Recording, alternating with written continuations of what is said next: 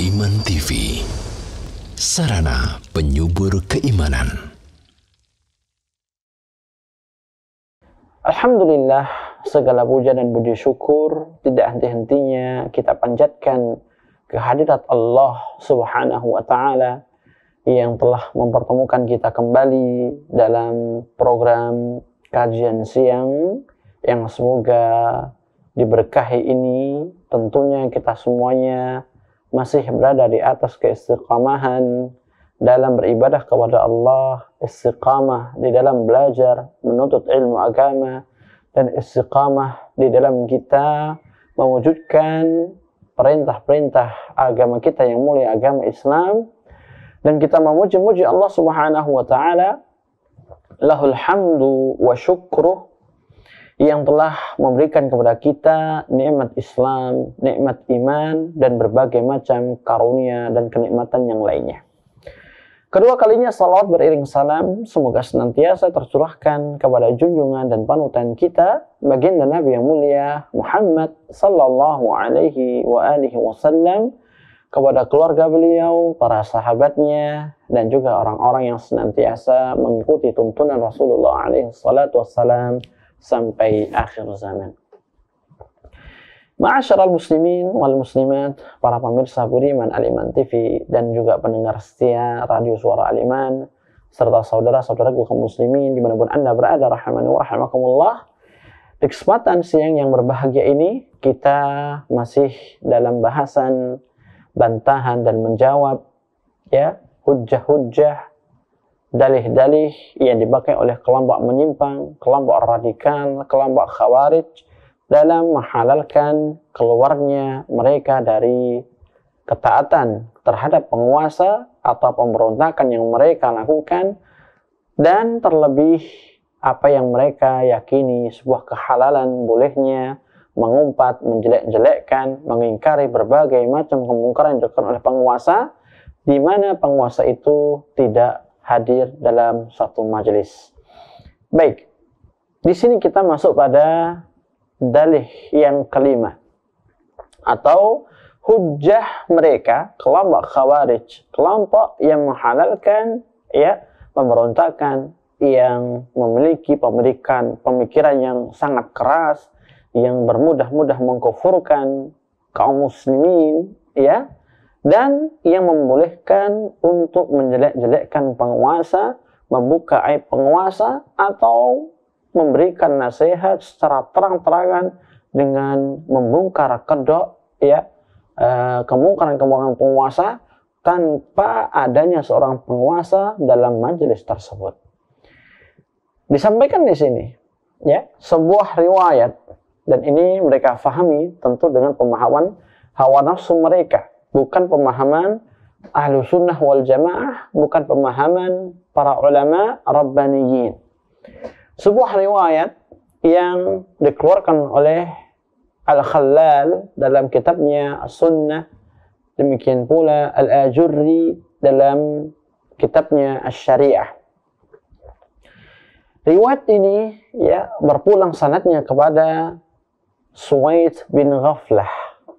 Dia mengatakan, qala li Umar ibn al-Khattab radhiyallahu ta'ala anhu, dia berkata kepadaku, ya Aba Umayyah, inni la adri la'alli la alqaka ba'da 'ami hadha, fa in umira 'alayka 'abdun habasyiyun mujadda'un fasma' lahu wa ati', wa in darabaka fasbir, wa in harramaka fasbir, wa in arada amran yunqisu dinak faqul sam'an wa ta'atan dami duna dini wa la tufariqul jama'ah, ila akhiri riwayah. Artinya, sahabat Umar radhiyallahu ta'ala anhu ardah mengatakan kepada Suwaid bin Ghaflah, ya Aba Umayyah, wahai Abu Umayyah. Dan ini adalah kunyah siapa? Suwaid bin Ghaflah. Inni la adri, sesungguhnya aku, yakni Umar, tidak mengetahui la'alli la alqaka ba'da 'ami hadha. Yang mana bisa jadi aku tidak akan lagi berjumpa denganmu setelah tahun ini. Ada dua faedah yang bisa kita ambil dari ucapan sahabat Umar, la adri, saya tidak mengetahui. Ini menunjukkan bahwasannya seorang sahabat yang mulia, orang yang nomor 2, yaitu orang baik nomor 2 setelah Abu Bakar As-Siddiq dari seluruh kalangan umatnya Rasulullah SAW, itu tidak mengetahui ajalnya, tidak mengetahui sampai kapan dia ada di dunia. La adri. La'alli la alqaka ba'da 'ami hadha. Ya, bisa jadi aku tidak akan bertemu kamu kembali setelah tahun ini. Ini menunjukkan adanya firasat, ya, bahwasannya ajalnya sahabat Umar itu dekat. Dan firasat seorang mukmin shadiq, firasatnya seorang mukmin itu benar adanya, ya, hak. Karena keimanan dia kepada Allah Subhanahu wa taala dan sucinya jiwa dia. Ya, makanya dalam hal ini, ya, sahabat Umar radhiyallahu taala anhu memberikan sebuah wasiat, memberikan sebuah nasihat kepada Abu Umayyah, Suwaid bin Ghaflah tadi. Karena dia merasa dengan firasatnya yang kuat, tahun depan dia tidak akan bisa bertemu kembali.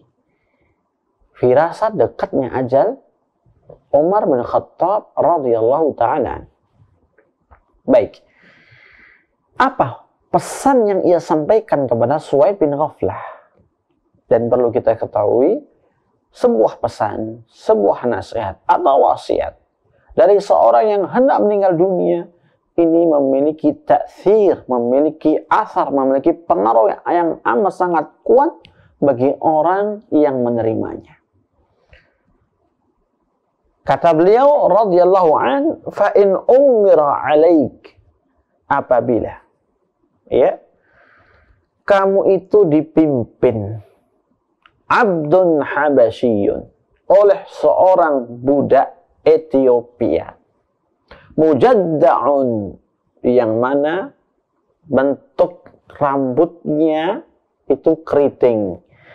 Ya, kita bisa melihat bagaimana karakteristik mereka, orang-orang yang berasal dari negeri Afrika, Ethiopia, yang mana kita saksikan model rambut mereka, ya, kruwel-kruwel, begitu keritingnya, sampai-sampai, ya, diistilahkan dengan seolah-olah ada zabib, ada kismis dalam rambut mereka. Nah, sahabat Umar ketika mengatakan ini, itu berlandaskan banyak sekali sabda-sabda Nabi yang mulia sallallahu alaihi wasallam. Ya. Yang diantaranya sebuah riwayat yang disampaikan oleh Irbad bin Sariyah radhiyallahu taala an, yang mana Nabi kita yang mulia sallallahu alaihi wasallam menjelaskan akan banyak perkara dan solusinya di situ. فَإِنَّهُ مَنْ يَعِشْ مِنْكُمْ فَسَيَرَى اخْتِلَافًا كَثِيرًا, kata Nabi dalam riwayat Irbad bin Sariyah. Sesungguhnya siapapun di antara kalian yang hidup sepeninggalku akan melihat perselisihan yang amat sangat banyak. Ya, kemudian dalam hadis itu disebutkan, فَإِنْ تَأَمَّرَ عَلَيْكُمْ عَبْدٌ حَبَشِيٌّ, walaupun yang memerintah kalian adalah seorang budak, ya, hamba sahaya dari Ethiopia. Nah, Rasulullah Sallallahu Alaihi Wasallam dalam kesempatan ini beliau mewasiatkan kepada sahabatnya, ya, Irbad bin Sariyah, dan juga kepada kaum muslimin yang lainnya, umatnya secara umum, untuk selalu mendengar. Alaika bisam'i wat ta'ah, kata Nabi. Wajib hukumnya atasmu untuk mendengar dan taat. Kepada siapa? Kepada pemimpin, kepada penguasa. Wa in ta'ammara 'alaikum 'abdan habasyiyyan, sekalipun yang menjadi pemimpin kalian adalah seorang budak Habasyah, Ethiopia. Dan juga riwayat-riwayat yang lainnya yang melandasi ucapan sahabat Umar ibn al-Khattab radhiyallahu ta'ala anhu wa ridha. Fa in umira 'alaika 'abdun habasyiyyun mujadda'un.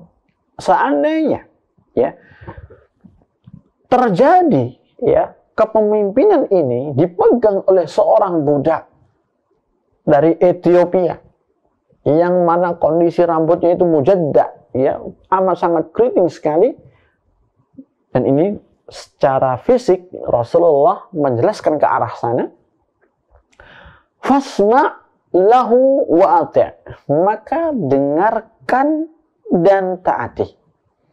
Tidak boleh untuk membangkang, tidak boleh untuk menyimpang, tidak boleh untuk menyeleweng, apalagi memberontak, apalagi mengkudeta dan lain sebagainya. Tidak dibolehkan oleh sahabat yang mulia Umar ibn al-Khattab radhiyallahu ta'ala anhu warḍah. Wa in umira 'alaika 'abdan habasyiyyan mujadda'an fasma' lahu wati'.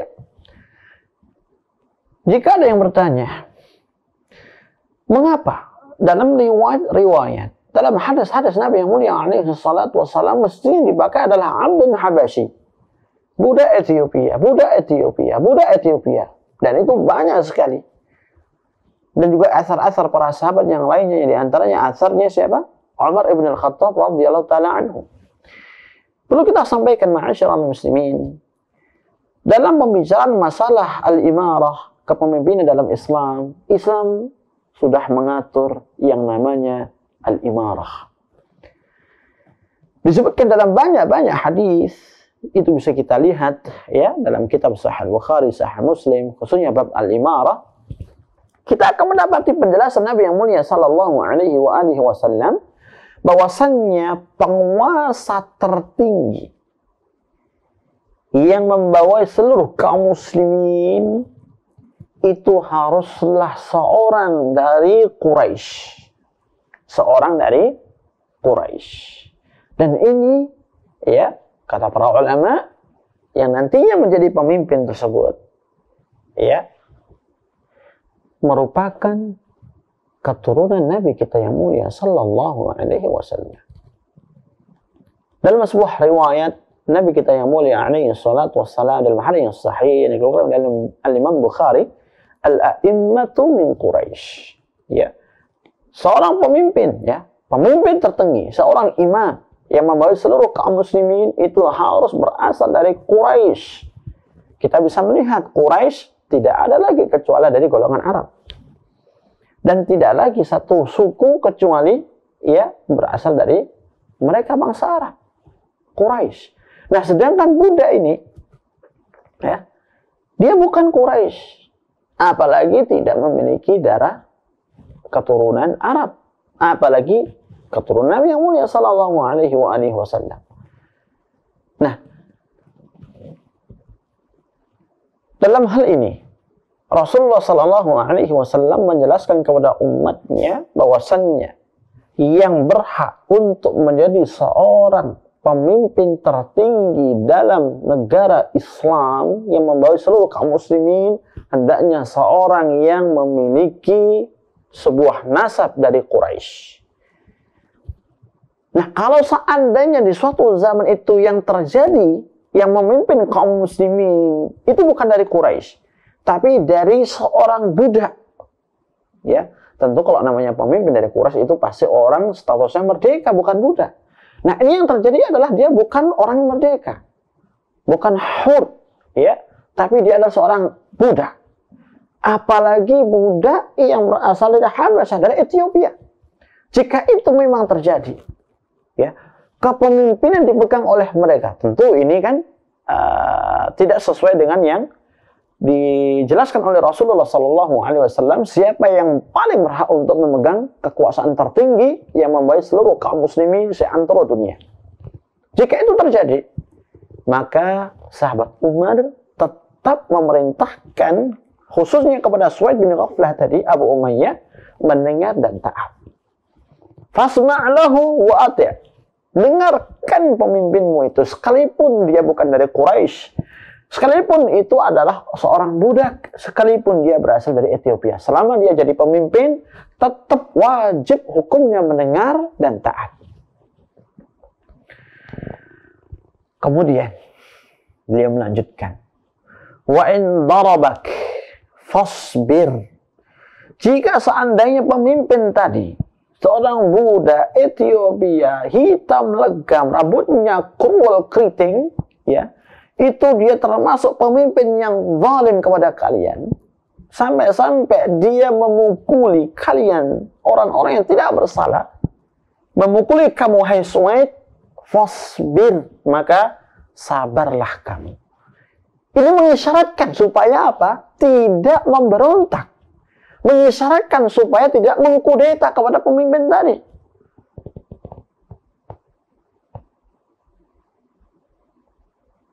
Fasbir, maka bersabarlah.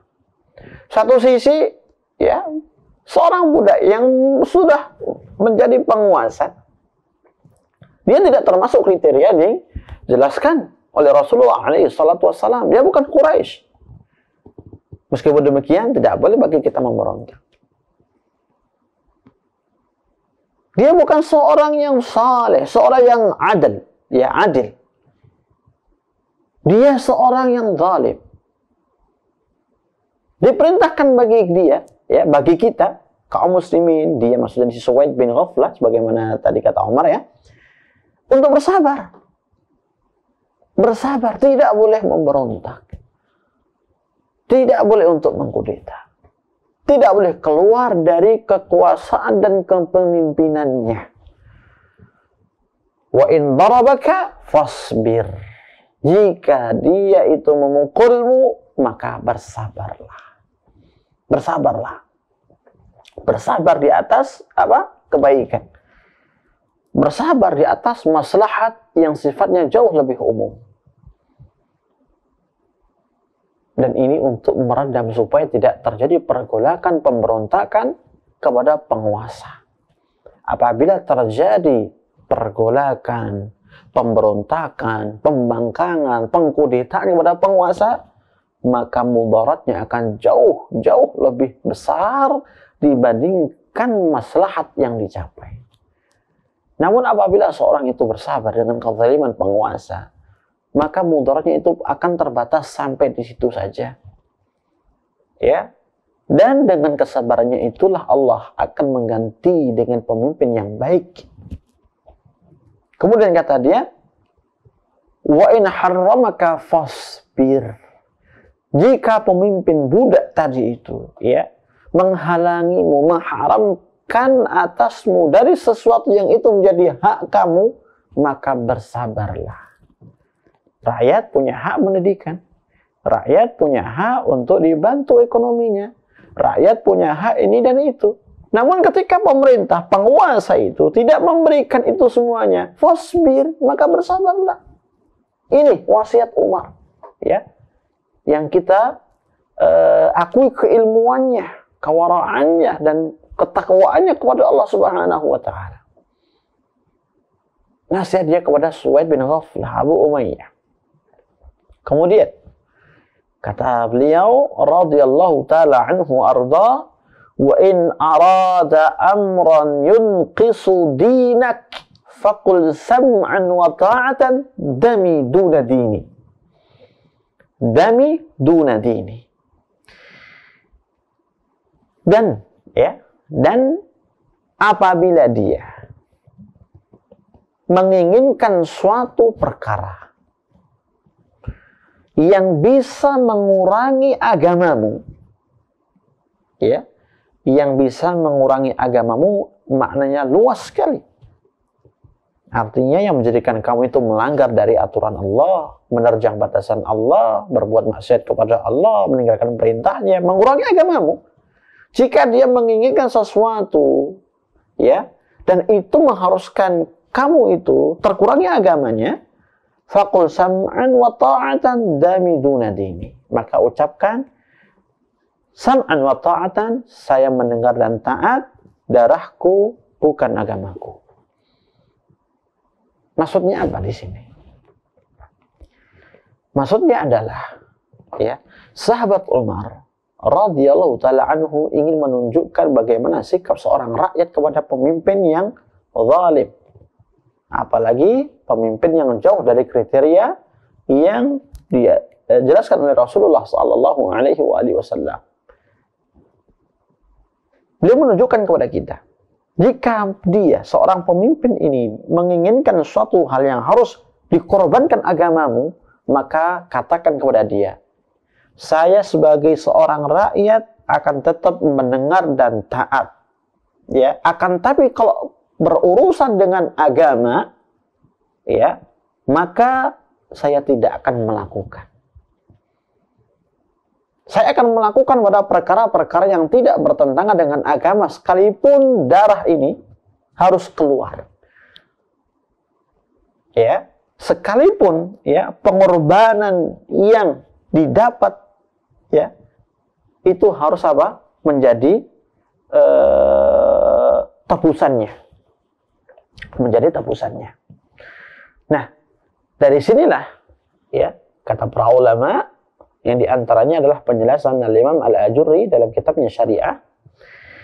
Apabila seorang pemimpin dia memerintahmu untuk membunuh fulan, yang mana fulan ini dia tidak bersalah dan tidak berhak untuk dibunuh, maka jangan taat, jangan mengikuti kemauan pemimpin, karena ini sudah menyangkut agama, ya, karena itu bertentangan dengan agama. Sedangkan dalam hadis, ya, nyata-nyata disebutkan la ta'ata fi makhluqin fi ma'siyatil khaliq. Tidak boleh adanya ketaatan atau tidak ada ketaatan sama sekali kepada seorang makhluk, walaupun itu seorang penguasa, seorang pemimpin, dalam rangka bermaksiat kepada Allah Subhanahu wa taala. Ya. Jika nyuruh kita mabuk, ya tidak boleh kita melakukannya, tidak boleh kita mentaatinya, tidak boleh kita mendengarnya. Jika nyuruh kita untuk mencuri, untuk melakukan kezaliman sana sini, ya tidak boleh bagi kita untuk melakukannya, mendengar dan taat. Karena ini menyangkut agama kita. Ya, yang mana kita mau tidak mau harus mengutamakan agama. Mengutamakan Allah Subhanahu wa taala. Tidak boleh hukumnya kita bermaksiat kepada Allah dalam rangka mentaati mereka, tidak boleh. Kemudian yang terakhir kata dia, wala tufariqul jamaah. Dan janganlah kamu ya menyelisihi atau meninggalkan atau menyeleweng dari jamaah kaum muslimin yang berada di atas sunnah Nabi yang mulia sallallahu alaihi wasallam. Nah, riwayat ini ma'asyiral muslimin dipakai oleh kelompok yang menyimpang, khususnya ya dalam lafaz wa in arada amran yunqisu dinak faqul sam'an wa ta'atan dami duna dini. Nanti akan disebutkan, dijelaskan kepada kita ya jawaban-jawaban oleh Syekh Shalih bin Muhammad Shawih di sini hafizahullah taala dari syubhat yang mereka lemparkan kepada umat Islam. Baik. Di sini disebutkan kepada kita bantahannya, ya, ada 6 bantahan, ada 6 jawaban dari asar di atas yang dipakai oleh kelompok yang menyimpang dalam menghalalkan keyakinan mereka. Bolehnya memberontak kepada penguasa, bolehnya menjelek-jelekkan, mengumpat-ngumpat penguasa, membuka aib penguasa, ya, dan lain sebagainya. Wal jawabu ala ihtijajihim bihadzal athar kattali. Ya, berikut jawaban-jawaban terhadap asar yang mereka pakai dalam menguatkan pendapatnya. Yang pertama, kata beliau, anna hadzal athar, bahwasannya asar ini hakikatnya adalah nassun fi wujubis sabri ala jawri sultan fi amri dunya. Kita ulang. Nassun fi wujubis sabri ala jawri sultani fi amri dunya. Asar ini ya hakikatnya itu adalah nas yang menunjukkan wajibnya kita bersabar atas kezaliman penguasa dalam perkara dunia. Ingat, dalam perkara apa? Dunia. Kalau dalam urusan dunia, sudah kita bersabar. Ya, kita ngikut. Sam'an wa ta'ata dalam urusan dunia. Namun dalam masalah agama, masalah akidah, masalah ibadah, ya, yang menyangkut Islam, tidak ada satu pun hal yang dibolehkan bagi kita mengikutinya. Ya, tidak boleh. Kalau sudah menyangkut masalah agama, sudah tidak ada yang namanya mendengar dan taat. Jika pemimpin itu menyuruh kita untuk bermaksiat kepada Allah Subhanahu wa taala. Namun kalau dalam urusan dunia, ya, maka dalam hal ini kita disuruh untuk bersabar. Disuruh untuk apa? Bersabar. Sekalipun kita dizalimi, kita dipukul, dianiaya, atau mungkin diambil, dirampas harta kita, atau hak-hak kita sebagai seorang rakyat. Wa hurmatul khuruji alaihi fi dzalik. Dan nas ini hakikatnya juga menunjukkan haramnya, ya, seorang keluar dari kekuasaan pemimpin kaum muslimin. Wala tufariqul jamaah. Janganlah kamu apa? Tufariq, menyimpang, menyeleweng, memecahkan diri atau memecah diri, ya, dari kaum muslimin yang berada di atas Ahlus Sunnah wal Jamaah dan dikomandi oleh pemimpin mereka.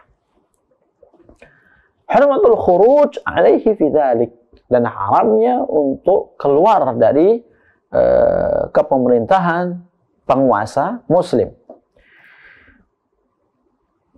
Jadi di sini, ya, hakikat nas tadi, athar tadi yang dikeluarkan oleh Al-Imam Al-Ajurri dan Al-Imam Al-Khallal dari Suwaid bin Ghaflah, itu arahnya ke sini. Wajibnya bersabar atas kezaliman penguasa dalam urusan dunia dan haramnya keluar dari kepemerintahan penguasa muslim. Kemudian ditambahkan, wa katsirun min dawafi'i ahli al-khuruj wa thawrah ad-dunya wa zahratuha. Ad-dunya wa zahratuha. Dan banyak sekali, ya, faktor-faktor yang menyemangati mereka ahlul khuruj, orang-orang yang suka memberontak, orang-orang yang suka membuat huru hara sana sini, bahkan mengajak kudeta. Banyak dari super-super dia itu, faktor-faktor yang mendukung mengapa mereka kok tambah semangat dalam masalah ini, tidak lain dan tidak bukan semata-mata karena dunia dan perhiasan-perhiasan dunia. Dan ini benar adanya.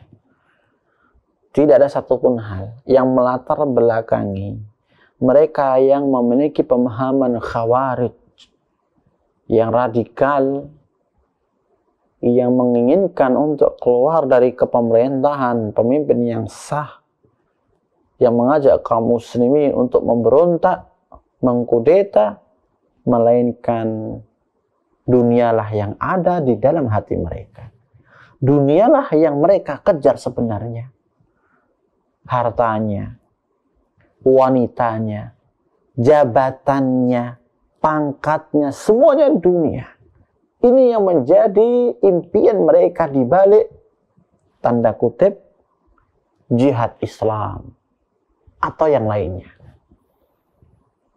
Bahkan, ya, di sini dinukilkan pula ucapan Syekhul Islam Ibnu Taimiyah rahimahullah ta'ala rahmatan wasi'ah yang menjelaskan memang benar adanya, ya, mereka orang-orang khawarij itu, orang-orang yang memiliki pemahaman radikalis, ya, itu dibalik kegiatan mereka, dibalik usaha mereka melengsarkan pemerintah yang sah, pemimpin yang sah, melainkan dunia semata, ya, menginginkan dunia, menjadi seorang penguasa, menjadi seorang raja, menjadi seorang presiden, bisa menempati tempat kursi-kursi jabatan dimanapun. memiliki banyak harta dan bergelimangan di atas kemewahan, memiliki banyak wanita-wanita yang menjadi pelampiasan nafsu dan syahwatnya, yang itu semuanya dikemas dengan bungkus Islam. Nah, ini disampaikan oleh Syekhul Islam Ibnu Taimiyah rahimahullah ta'ala. Bahkan ya sampai-sampai beliau menukilkan pula ya dalam nukilan ucapan ini sebuah riwayat, sebuah hadis yang sahih dari Nabi kita yang mulia sallallahu alaihi wasallam yang menyebutkan thalathatun la yukallimuhumullahu wa la yanzuru ilaihim yaumal qiyamah wa la yuzakkihim wa lahum adzabun alim. Ada 3 golongan yang nanti di akhirat Allah tidak akan mengajak bicara mereka, Allah tidak akan melihat kepada mereka sama sekali, dan tidak pula membersihkan mereka dari dosa-dosa. Bagi mereka azab yang pedih. 3 kriteria manusia, 3 golongan manusia. Yang diantaranya adalah di sini, rajulun baya'a imaman la yubayi'uhu illa lidunya in a'tahu minha radiya wa in mana'ahu sakhita. Yaitu seorang yang membaiat kepada pemimpin ya dengan tujuan dunia. Jika ia diberi, maka dia akan ridha, namun jika tidak diberi, ya, maka dia akan murka kepada pemimpinnya. Sehingga melakukan tindakan-tindakan pemberontakan, huru-hara sana sini, ya, dan lain sebagainya. Baik. Ini jawaban yang pertama, ya, bahwasannya athar di atas, ya, atharnya Umar bin Khattab itu betul-betul menunjukkan akan wajibnya bersabar dalam urusan dunia dan haramnya keluar dari kekuasaan pemimpin kaum muslimin. Jawaban yang kedua, kata beliau, hadzal athar nassun fi tahrimi ta'ati sultani fi ma'siyatillah. Athar ini ya adalah nas yang sangat jelas, yang sangat tegas fi tahrimi sultan, fi tahrimi ta'ati sultani fi ma'siyatillah, akan haramnya, tidak bolehnya mentaati penguasa fi ma'siyatillah, dalam bermaksiat kepada Allah. Ya, makanya dikatakan apa? Dini duna dami duna dini. Faqul sam'an wa ta'atan dami duna dini. Mendengar dan taat jika dalam urusan dunia, ya. Tapi kalau sudah menyangkut agama, dami duna dini. Ya.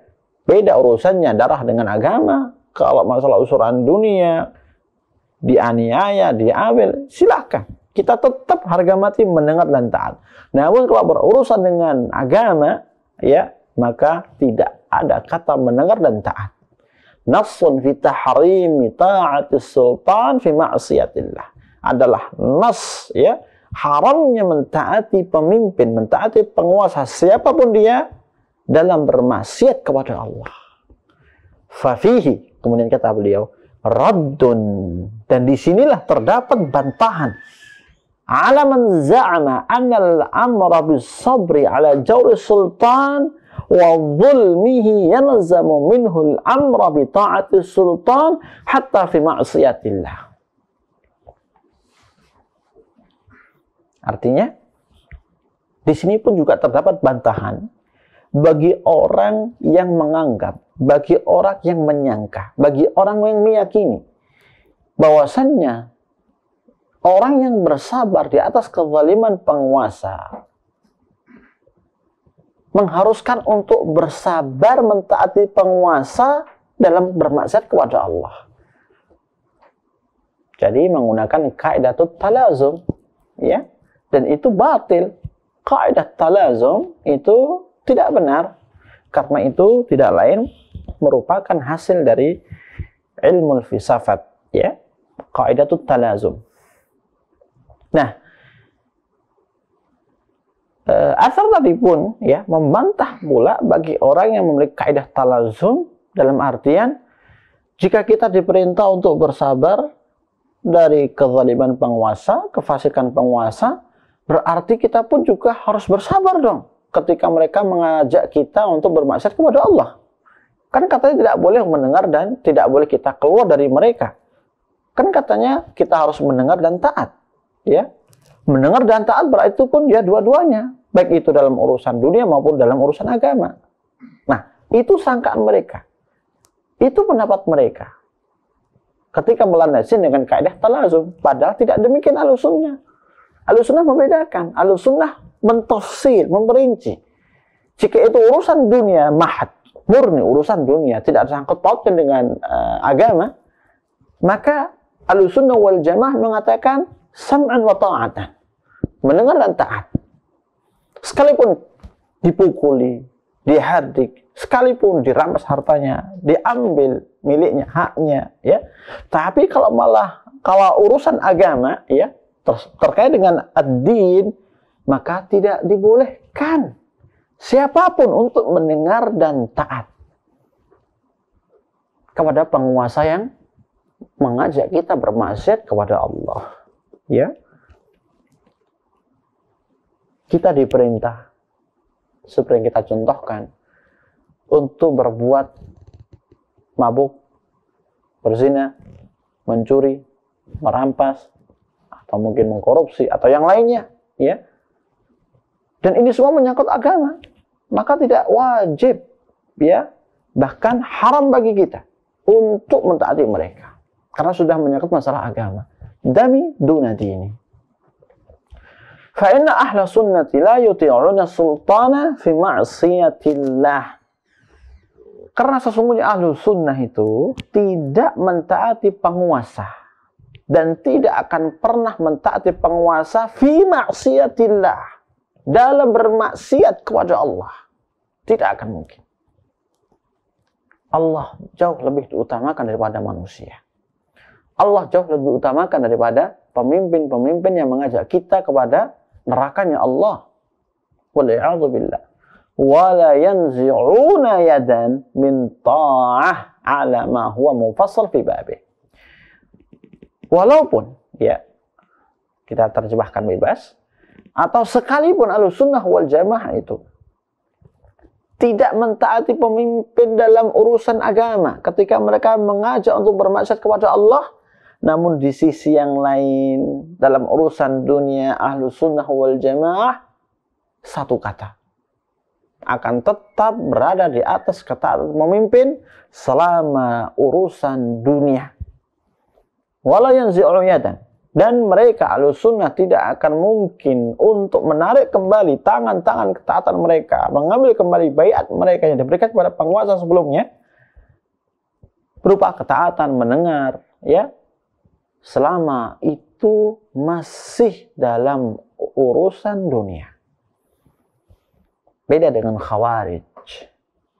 Orang-orang yang memiliki pemahaman Khawarij, pemahaman radikal, pemahaman teroris, ya, ketika melihat penguasa melakukan kezaliman, 1, 2, melakukan kemungkaran, 1, 2, sampai seterusnya, mereka meyakini tidak wajib taat kepada pemimpin. 1, 2, tidak boleh bagi kita untuk mendengar dan taat lagi kepada mereka dalam hal apapun. 3, halalnya untuk memberontak kepada mereka. 4, dan seterusnya. Ini pemahaman yang tidak benar. Ini pemahaman batil. Bukan termasuk dari ajaran Nabi kita yang mulia sallallahu alaihi wasallam.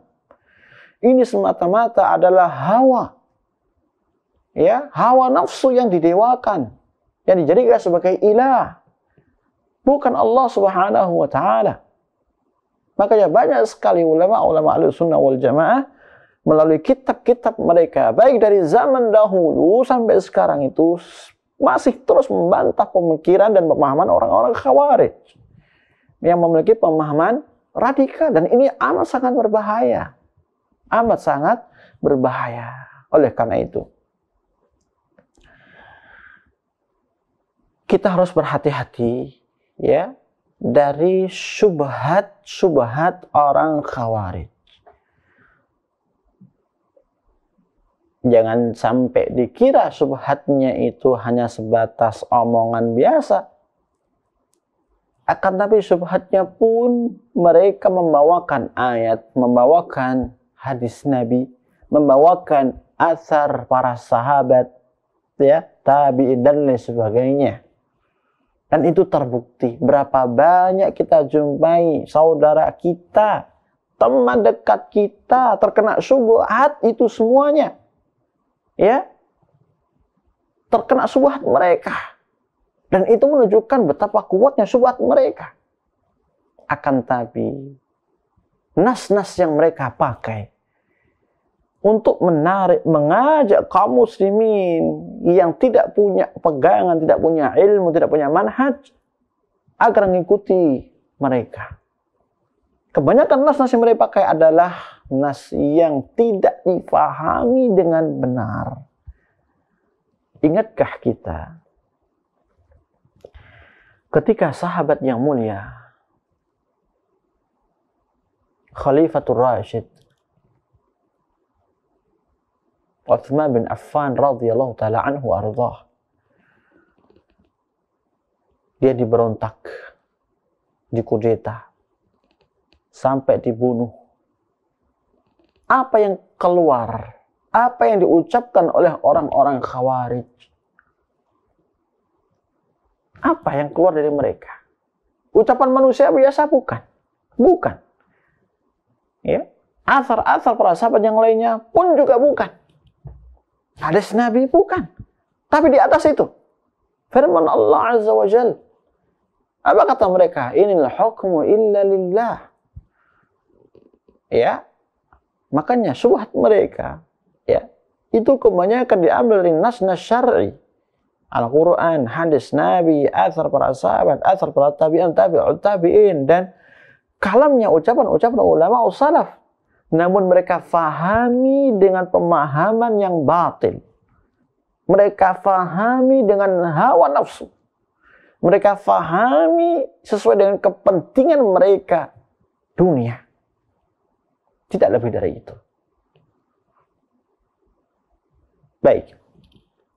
Kemudian jawaban yang ketiga, kata beliau, hadal athar nassan fi sabri ala ta'atillahi ta'ala. Nas ini, asarnya sahabat Umar ibn Khattab radhiyallahu anhu, nas yang menunjukkan wajibnya untuk bersabar, ya, di atas ketaatan kepada Allah Subhanahu wa taala. Hatta wa in tarattaba ala dzalikal qatl fi sabilillah. Ya. Walaupun atau meskipun ini tarattaba ala dzalik, ya, memiliki konsekuensi, ya, terbunuhnya seorang, ya, di jalan Allah Subhanahu wa taala. Makanya kata Umar tadi apa? Wa in darawaka fasbir. Jika dia jadi pemimpin yang zalim ini, ya, budak Habasyah yang jauh dari kriteria pemimpin kaum muslimin yang sah, maka tetap untuk mendengar. Sabar jika dia memukulmu. Karena ini urusan dunia, ya. Jika seorang muslim, seorang rakyat bersabar di atas kezaliman penguasa, dan kebanyakan penguasa itu yang zalim tidak keluar dari urusan dunia. Jika seorang muslim tadi yang dianiaya, dizalimi itu bersabar karena Allah Subhanahu wa taala sehingga ia tidak memberontak kepada penguasanya, kalau seandainya itu mengantarkan kepada kematian, maka insyaallah taala dia meninggal di atas jalan Allah Subhanahu wa taala fi sabilillah. Karena tidaklah kesabaran itu semata-mata kecuali dibangun di atas ketaatan kepada Allah. Karena Allah merintahkan melalui lisan Nabi-Nya yang mulia sallallahu alaihi wasallam untuk tidak memberontak. Untuk tidak membalas kepada penguasa pemimpin yang zalim dengan mengkudeta, kemudian memprovokasi massa, menggulingkan kekuasaannya. Tidak. Semata-mata karena Allah untuk menegakkan wajibnya mendengar dan taat tadi, sehingga dia harus bersabar. Jika sampai mengantarkan kepada kematian, maka itu merupakan al-maut fi sabilillah, kematian di jalan Allah Subhanahu wa ta'ala. Kemudian yang keempat, hadzal athar nassun fi anna jawra sultani wa fisqahu la yusawwiru mufaraqatal jamaah. Athar ini adalah nas yang menunjukkan bahwasannya kezaliman penguasa, kefasikan penguasa tidak menghalalkan atau tidak membolehkan seorang itu harus keluar dari jamaah, yaitu kaum muslimin berada di bawah panji pemimpin muslim.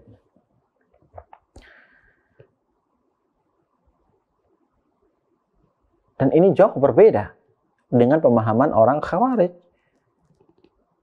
Orang Khawarij seperti kita sampaikan tadi, memandang jika seorang pemimpin yang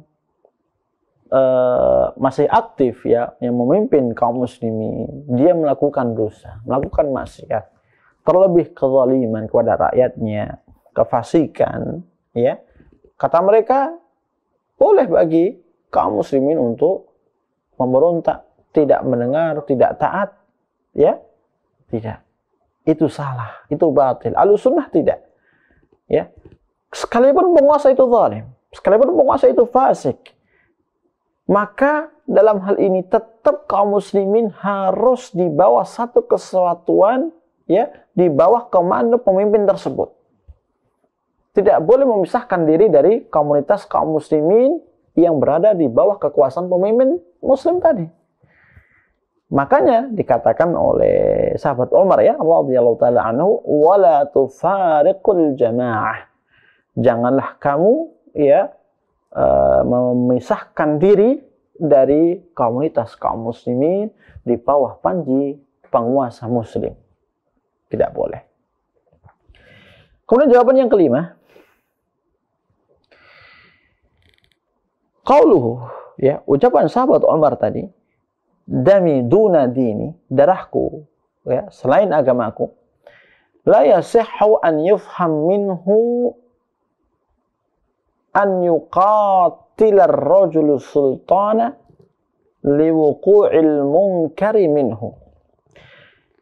Ucapan Umar, dami duna dini, agamaku selain darahku selain agamaku, atau darahku bukan agamaku, ya, tidak boleh dan tidak benar kalau difahami bolehnya seorang itu memerangi penguasa disebabkan karena kemungkaran yang dilakukan penguasa tersebut.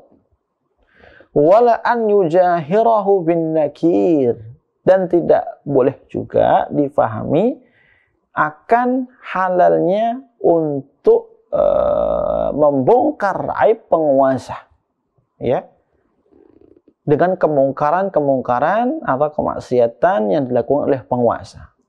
Idz anna hadzal fahma munaqid, karena sesungguhnya pemahaman ini amat sangat bertentangan lil amri ba'dah, dengan perintah yang datang setelahnya, yaitu apa? Wala tufariqul jamaah, wala tufariqul jamaah, janganlah kamu memisahkan diri, janganlah keluar dari komunitas kaum muslimin yang berada di bawah panji pemimpin muslim.